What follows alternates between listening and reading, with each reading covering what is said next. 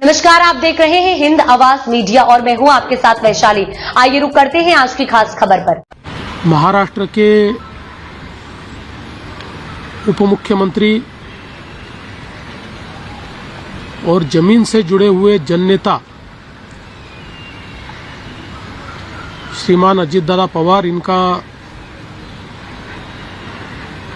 एक विमान के एक्सीडेंट में बहुत ही दुखद निधन हुआ है। इसकी वार्ता आने के बाद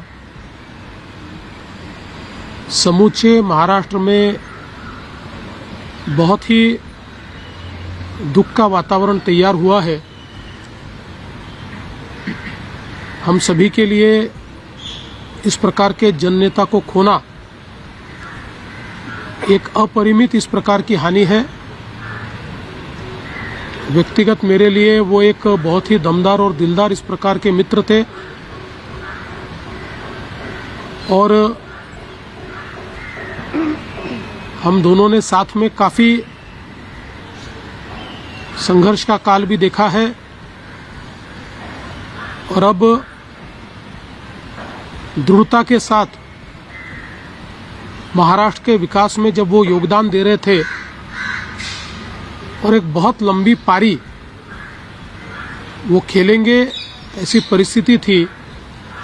ऐसे समय उनका निकल जाना, मैं ऐसा मानता हूं कि इसके लिए हमारे पास कोई शब्द भी नहीं है और उनके परिवार पर और उनका जो बृहद परिवार है राष्ट्रवादी कांग्रेस पार्टी, उसके पदाधिकारी कार्यकर्ताओं पर ये जो दुख आया है,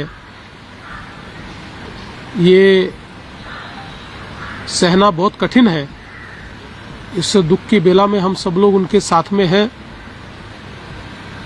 अभी जो उनका परिवार है वो जब बारामती पहुंचेगा, उसके बाद उनसे चर्चा करके आगे की सारी चीज़ें ज्ञात की जाएगी। मैं उप मुख्यमंत्री एकनाथ जी शिंदे, हम सभी लोग अभी कुछ समय में बारामती जाएंगे और उसके बाद आगे की चीज़ें आप तक हम पहुंचाएंगे।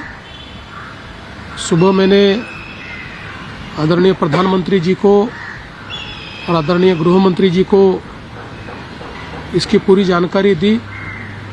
उन्होंने भी इस घटना पर बहुत दुख व्यक्त किया है। सभी लोग एक प्रकार से शॉक में हैं और अब आगे की जो भी कार्रवाई है वो जैसे तय होगी वैसे आप लोगों को बताया जाएगा। माझ्याकरता तर वैयक्तिक एक दमदार आणि दिलदार अशा प्रकारचा मित्र या ठिकाणी सोडून गेलेला आहे। त्यांच्या कुटुंबावर देखील हा प्रचंड मोठा आघात आहे। मी आणि एकनाथराव शिंदे साहेब आम्ही लवकरच बारामतीकडे निघणार आहोत। सकाळपासून मी सगळ्यांच्या संपर्कात आहे। माननीय प्रधानमंत्री महोदय, माननीय गृहमंत्री महोदय सर्वांशी चर्चा करून त्यांनाही घडलेल्या परिस्थितीची सगळी कल्पना मी दिली आहे। त्यांनीही याबद्दल प्रचंड दुःख हे व्यक्त केलेलं आहे। एकूणच देशातच या संपूर्ण प्रकरणामुळे हळहळ पसरलेली आहे। पुढच्या सगळ्या गोष्टी ज्या आहेत त्या परिवाराशी चर्चा करून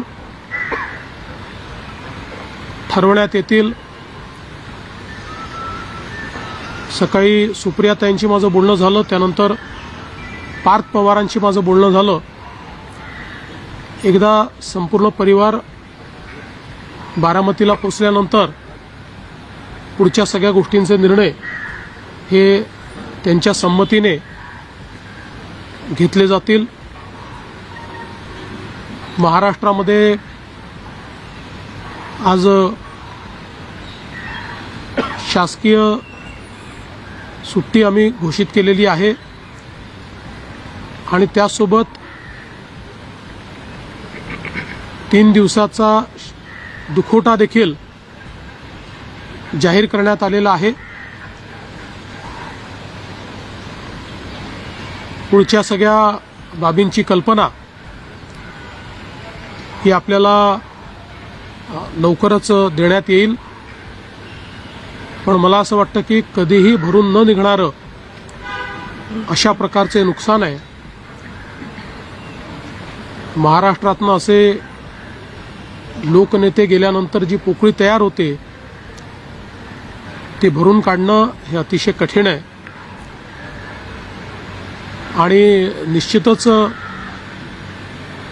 इतक्या सोबत, इतक्या जवळून आणि इतक्या संघर्षाच्या काळात एकत्रित काम केलेलं आहे की त्यातनं खरं तर अशा गोष्टीवर विश्वास ठेवायलाच